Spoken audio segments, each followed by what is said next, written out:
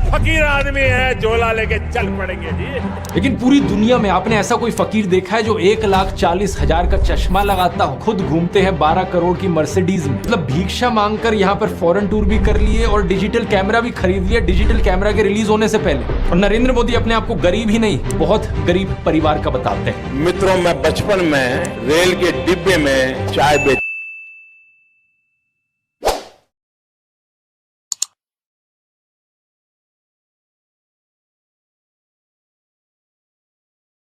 था। वाह, क्या फकीरी है। वो भगवान है हमारे, हम उनकी पूजा करते हैं। सच तो ये है दोस्तों कि ये लोग हमारे हिंदू धर्म को ही तोड़ने मरोड़ने लग गए अपने नफरतखोर एजेंडा को फैलाने के लिए।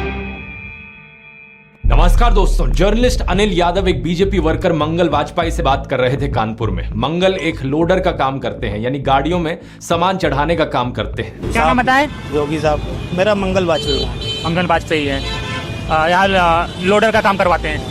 साथ ही साथ ये बीजेपी एमएलए महेश त्रिवेदी के लिए वॉलंटियर भी करते हैं। ये उम्मीद जता रहे थे कि बीजेपी इस बार 400 पार करेगी। चुनाव में किसका माहौल है? बीजेपी जीतेंगी, बीजेपी जीतेगी 400 के ऊपर। लेकिन जैसे जैसे बात आगे बढ़ती है, मंगल अपनी परेशानियों के बारे में बताते हैं। वो बताते हैं कि उनके पास बिजली नहीं है, सीवर की व्यवस्था नहीं है। हमारे पास बिजली नहीं है घर में, हमारे पास लैट्रिन घर में नहीं है, हमारे पास सीवर व्यवस्था नहीं है। उन्होंने बीजेपी एमएलए महेश त्रिवेदी को कई बार कहा, हमने महेश त्रिवेदी से भी कई बार कहा कि 20 फुट पाइप पड़ना है, तो अगर पड़ जाए तो हमारे घर की सीवर व्यवस्था बन जाए। नहीं बन पाई। उन्हें कुछ भी नहीं मिला और ना ही उन्हें कुछ मिलने की उम्मीद है। त्याग तपस्या की मूर्ति है कि कुछ नहीं मिला, लेकिन उसके बावजूद कोई शिकायत नहीं है और ना कोई उम्मीद है मिलने की, और ना उम्मीद है मिलने की। लेकिन फिर भी वो खुद को भाजपा का भक्त कहते हैं। लेकिन ये तो कहा जाता है ना कि भूखे पेट ना होए भजन गोपाला। इस पर मंगल वाजपेयी जवाब देते हैं कि ऐसा कुछ नहीं है, आदमी बालू खाकर भी पेट भर सकता है, यानी कि मिट्टी खाकर भी पेट भर सकता है। सब हो जाता है अगर संत चलेगा, अगर संत चलेगा तो सब हो जाता है। बालू खा के पेट भर लेता है। इन्हें कोई शिकायत नहीं है। प्रधानमंत्री मोदी को ये परमात्मा मानते हैं, उनकी पूजा करते हैं। ऐसा कैसे हो सकता है कि एक पॉलिटिशियन को लेकर लोग इतने अंधे हो गए हैं? और ये इकलौते नहीं है, मैंने पिछले वीडियो में आपको उसके कई और उदाहरण दिए थे। बीजेपी के टिकट पर तो कुत्ता भी खड़ा हो जाए हम जिता देंगे। ये सच है, अगर कुत्ता भी आएगा उसको भी जिताएंगे। ये तो फिर अंधविश्वास नहीं, भक्त हैं, अंधविश्वास नहीं है, हम भक्त हैं। नहीं, महंगाई मेरे हिसाब से कोई ज्यादा नहीं हुई।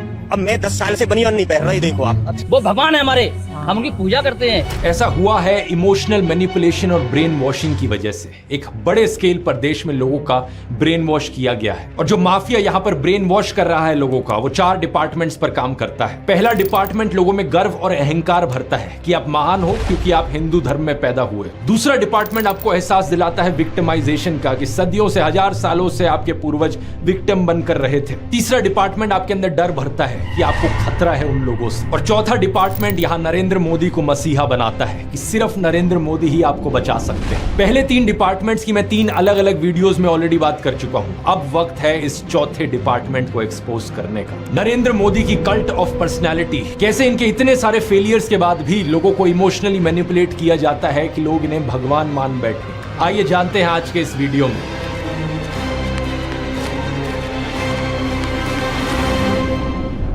जून 2013 की बात है दोस्तों। राइटर नीलांजन मुखोपाध्याय ने एक किताब लिखी नरेंद्र मोदी के ऊपर। ये एक बायोग्राफी थी। इस किताब में लिखा गया कि कैसे नरेंद्र मोदी जब 6 साल के थे, वडनगर रेलवे स्टेशन पर गुजरात में वो चाय बेचा करते थे। ये चाय बेचने वाला किस्सा तभी से लेकर नरेंद्र मोदी की संघर्ष की कहानी का ये एक मेजर टॉकिंग पॉइंट रहा है। 2015 में जब टाइम मैगजीन ने प्रधानमंत्री मोदी का इंटरव्यू लिया तो उन्होंने बताया कि कैसे वो एक बहुत गरीब परिवार से आते थे, कैसे बचपन में वो चाय बेचा करते थे रेलवे स्टेशन पर। इनकी एग्जैक्ट लाइनें सुनिए। मैं पॉवर्टी में पैदा हुआ हूँ, बचपन में मेरा पूरा बचपन पॉवर्टी में बीता है। मेरे लिए पॉवर्टी एक तरीके की पहली इंस्पिरेशन थी मेरी जिंदगी में। लेकिन कितनी सच्चाई है इन बातों में? बहुत से लोगों ने टाइम टू टाइम सवाल उठाए हैं। जैसे कि नरेंद्र मोदी के बचपन की ये फोटो देखिए। वे 1950 यानी 1950 में पैदा हुए थे। क्या उस समय किसी गरीब परिवार में पैदा हुए बच्चे के पास ऐसे कपड़े होंगे? जरा खुद ही सोचकर देखिए। सूट तक पहन रखे हैं इन्होंने अपनी बचपन की फोटोज में। मैं खुद 1994 में एक मिडिल क्लास फैमिली में पैदा हुआ हूं, लेकिन मेरी तो बचपन की ऐसी कोई फोटो नहीं मिलेगी आपको जिसमें मैंने कोई सूट पहन रखा हो। और नरेंद्र मोदी अपने आप को आपको गरीब ही नहीं, बहुत गरीब परिवार का बताते हैं। इंडिया टुडे ने इनकी पुराने घर की एक फोटो पब्लिश करी थी, स्क्रीन पर देखिए। बहुत बड़ा घर नहीं है, लेकिन क्या आपको ये 1950s के किसी बहुत गरीब परिवार का घर दिखता है? परिवार में नरेंद्र मोदी के 5 भाई और 1 बहन है। 2 साल पहले नरेंद्र मोदी के छोटे भाई प्रहलाद मोदी ने कहा था कि उन 5 भाइयों में से जिसका नंबर लगता था वो मदद करने चले जाता था। उनके पिता ने पूरी जिंदगी चाय बेची, उन 5 भाइयों और 1 बहन को बड़ा किया। इसलिए नरेंद्र मोदी को चाय बेचने वाले का बेटा कहना चाहिए। ये पत्रकारों की गलती है। सब भाइयों ने चाय बेची है, मेरे पिता ने पूरी जिंदगी चाय बेची, पूरी जिंदगी। इसीलिए कहा जाए तो चाय बेचने वाले का बेटा कहना चाहिए, चाय बेचने वाला नहीं कहना चाहिए। ये पत्रकारों की गलती है। 2014 में कांग्रेस नेता अहमद पटेल ने कहा था कि नरेंद्र मोदी कभी चाय वाला नहीं थे, बल्कि वो एक कैंटीन ठेकेदार थे। अब कांग्रेस की बात पर कितना यकीन किया जाए नहीं किया जाए, लेकिन 2021 में बीजेपी ने भी ये कैंटीन वाली चीज अनइंटेंशनली एक्नॉलेज करी थी। रेलवेज मिनिस्टर अश्विनी वैष्णव ने इंस्ट्रक्ट किया ऑफिशियल्स को कि वो वडनगर रेलवे स्टेशन पर एक कैंटीन को ब्यूटीफाई करें। इंडिया टुडे के आर्टिकल में यह क्लियरली लिखा हुआ है और इसके नीचे एक फोटो भी लगी है इस टी स्टॉल / कैंटीन की, जो नरेंद्र मोदी के पिता चलाया करते थे। हाल ही में लिखे गए CNN के इस आर्टिकल को देखिए। नीलांजन मुखोपाध्याय खुद कहते हैं कि मोदी की जो पॉवर्टी की कहानी है वो ग्रॉसली एग्जैजरेटेड है, यानी कि बहुत बढ़ा चढ़ाकर लोगों को बताई गई है। इतना ही नहीं, एक दूसरे आर्टिकल में नीलांजन बताते हैं कि नरेंद्र मोदी के पिता के पास इतने पैसे थे कि वो मोदी और उनके भाइयों को स्कूल भेज पाए। और स्कूल जाने का मतलब था कि वो कहीं और फुल टाइम काम नहीं कर सकते थे, बस वो स्कूल के बाद अपने पिता का हाथ बटाया करते थे। ये सब सुनकर एक बहुत बड़ा सवाल आपके मन में आएगा कि ऐसी कहानियों को क्यों बढ़ा चढ़ाकर हमें बताया जाता है। नीलांजन कहते हैं ऐसा इसलिए किया जाता है ताकि इंडियन पब्लिक को एक आइडिया बेचा जा सके। मित्रों, मैं बचपन में रेल के डिब्बे में चाय बेचता था और आज आपके सामने खड़ा हूं।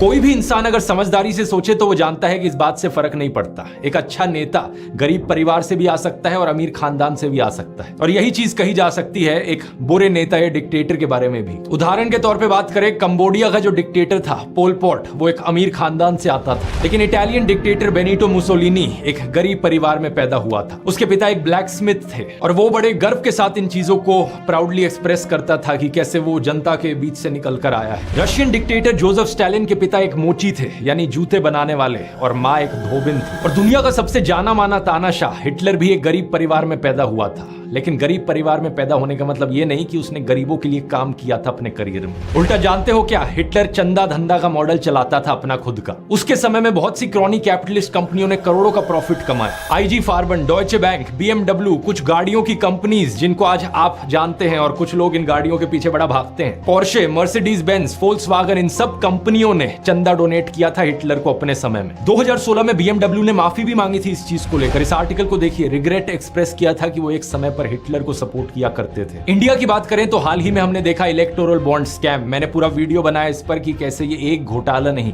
बल्कि घोटालों का भंडार था। बहुत सी कंपनियों को इससे फायदा हुआ और आम जनता को नुकसान। पिछले 10 सालों में प्रधानमंत्री मोदी के मित्र जैसे कि गौतम अडानी भरपूर तरीके से अमीर बनते रहे और देश के 80 करोड़ गरीब लोगों को 5 किलो मुफ्त अनाज लेने पर मजबूर कर दिया गया। बेरोजगारी और महंगाई ने गरीब लोगों की कमर तोड़कर रख दी है आज के दिन। अब तो ऐसी सिचुएशन आ चुकी है कि नरेंद्र मोदी खुद को गरीब परिवार का बताते हुए जिन राहुल गांधी को एलीट वर्क का प्रोजेक्ट करते थे, युवराज कहते थे, आज वही राहुल गांधी खुल्लम खुल्ला गरीबों को कह रहे हैं कि वो गरीबों के हैं और नरेंद्र मोदी अडानी अंबानी जैसे अमीर सेठों के हैं। अडानी को बिना मजदूरी बिना कुछ लाखों करोड़ रुपए देते हैं तो कहते देखो देखो देखो विकास हो रहा है।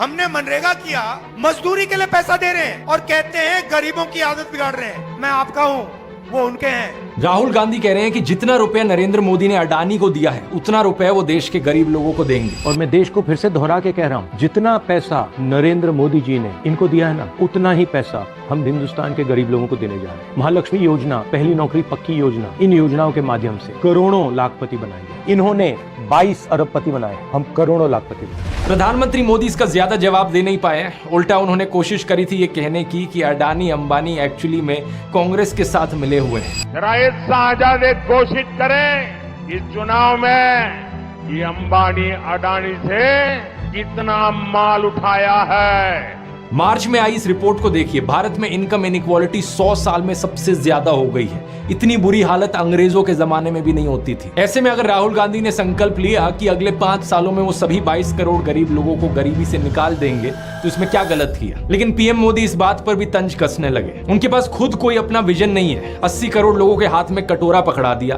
और अगले 5 सालों के लिए यही 5 किलो अनाज वाली स्कीम एक्सटेंड कर दी। ना रोजगार का कोई प्लान बताया है, ना महंगाई कंट्रोल कैसे होगी ये बताया, ना गरीबी कैसे हटेगी ये बताया। और जब राहुल गांधी ने सबके लिए रोजगार की बात करी तो प्रधानमंत्री मोदी उनका मजाक उड़ाने लग गए। कांग्रेस के शाहजादे ने अभी घोषणा की, आप भी सुनकर के हंसोगे। सुनाऊं? जोरों से हंसना पड़ेगा आपको।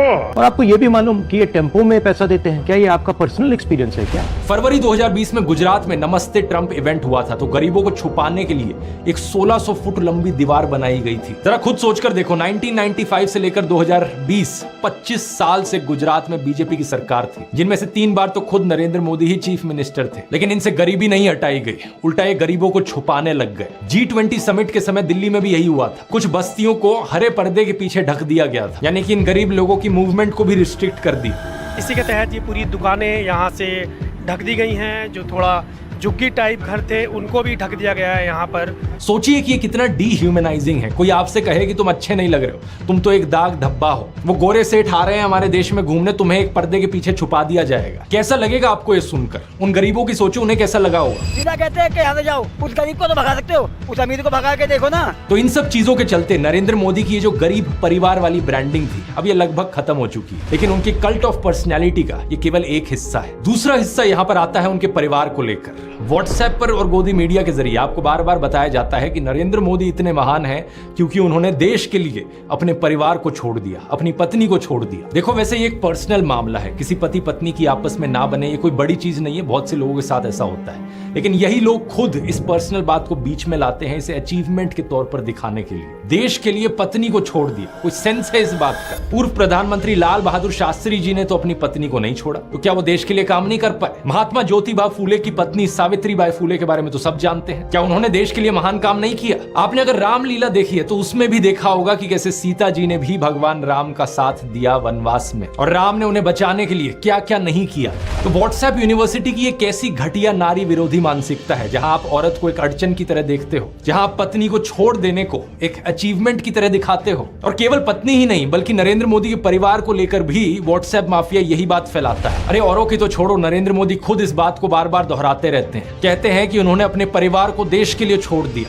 मेरे देशवासियों, मैंने घर, परिवार, सब कुछ देश के लिए छोड़ा है। पंजाब केसरी अखबार ने तो उनकी चरण वंदना करते हुए उनकी तुलना भगवान बुद्ध और महावीर जैन से कर डाली। लेकिन इन लोगों से मैं पूछना चाहता हूं, कभी भगवान बुद्ध ने अपना घर छोड़कर ऐसे बयान दिए क्या? सम्माननीय आदरणीय दीदी, आदरणीय दीदी, ओ दीदी।